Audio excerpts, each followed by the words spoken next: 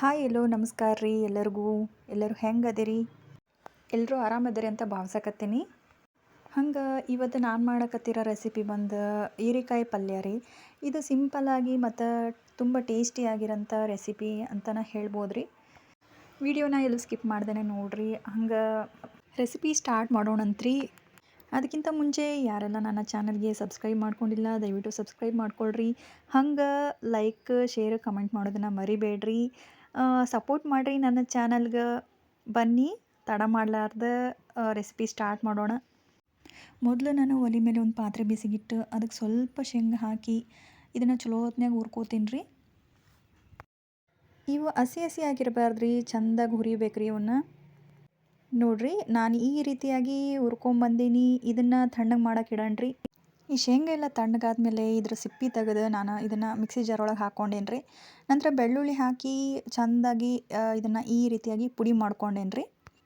ಇನ್ನೊಂದು ಕಡೆ ನಾನೇನು ಮಾಡಕತ್ತೀನಿ ಅಂದ್ರೆ ಒಂದು ಪಾತ್ರೆ ಬಿಸಿಗಿಟ್ಟೀನಿ. ಅದಕ್ಕೆ ಸ್ವಲ್ಪ ಒಗ್ಗರಣೆಗೆ ಎಣ್ಣೆ ಹಾಕ್ಕೋತೀನಿ ರೀ.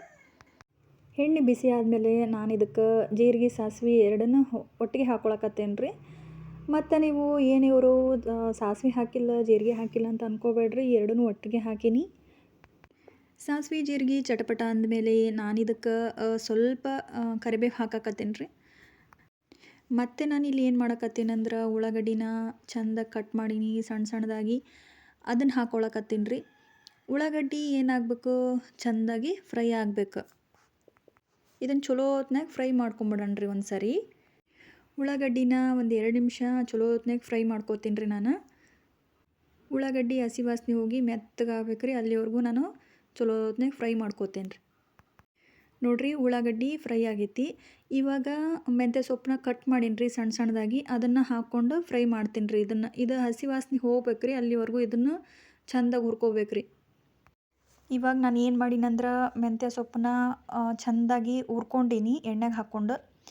ಮತ್ತೇನು ಮಾಡಕತ್ತೀನಿ, ಇದಕ್ಕೆ ರುಚಿಗೆ ತಕ್ಕಷ್ಟು ಉಪ್ಪನ್ನು ಹಾಕ್ಕೋತೀನಿ. ಇಲ್ಲಿ ನಾನು 1 ಚಿಟಿಕೆಯಷ್ಟು ಅರಿಶಿನ ಹಾಕ್ಕೊಳಕತ್ತೀನಿ ರೀ.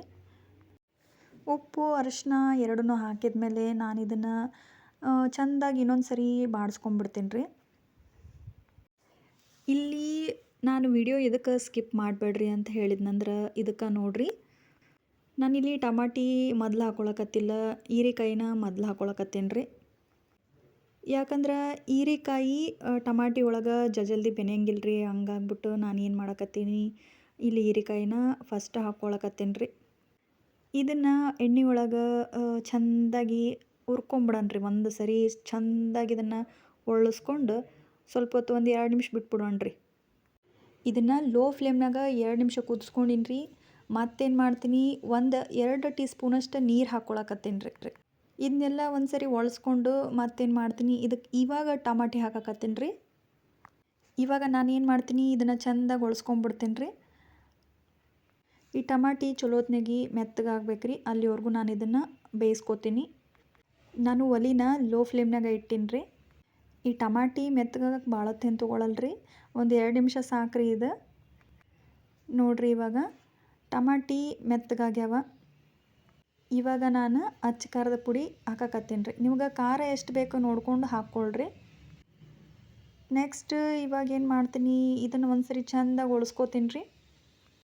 ಇವಾಗ ನಾನು ಇದಕ್ಕೆ ಸ್ವಲ್ಪ ನೀರು ಹಾಕ್ಕೊಂಡೇನಿ ರೀ. ಹಾಕ್ಕೊಂಡು ಇದನ್ನು ಬೇಯಕ್ಕೆ ಬಿಟ್ಟೀನಿ ರೀ. ಸ್ವಲ್ಪ ಹೊತ್ತು ಒಂದು 2 ನಿಮಿಷ ಬೇಯಕ್ಕೆ ಬಿಡ್ಬೇಕು ರೀ. ಇದನ್ನು ಒಂದು 10 ನಿಮಿಷದಾಗ ಆಗೋಗುತ್ತೆ ರೀ ಪಲ್ಯ. ಏನು ಭಾಳ ಹೊತ್ತೇನು ಹಿಡಿಯಂಗಿಲ್ಲ ಇದು. ಇದೆಲ್ಲ ಬೆಂದ ಮೇಲೆ ನಾನು ಏನು ಮಾಡ್ತೀನಿ ರೀ, ಒಲಿನ ಆಫ್ ಮಾಡ್ಕೋತೀನಿ ರೀ. ಫಸ್ಟ್ ಒಲೆ ಆಫ್ ಮಾಡಿ ಶೇಂಗಾ ಏನು ಪುಡಿ ಮಾಡ್ಕೊಂಡಿದ್ದೆ ನೋಡಿರಿ, ಅದನ್ನು ಹಾಕ್ಕೊಳಕತ್ತೀನಿ ರೀ. ಇವಾಗ ನೀವು ಒಲಿನ ಆನ್ ಇಟ್ಟು ಶೇಂಗಾದ ಪುಡಿ ಹಾಕ್ತೀನಿ ಅನ್ನೋದಾದ್ರೆ ಅದು ಭಾಳ ಗಟ್ಟಿ ಬರುತ್ತೆ ರೀ. ಹಂಗಾಗಿ ನಾನು ಏನು ಮಾಡಕತ್ತೀನಿ, ಒಲಿನ ಆಫ್ ಮಾಡಿ ಪುಡಿನ ಹಾಕ್ಕೊಳಕತ್ತೀನಿ ರೀ.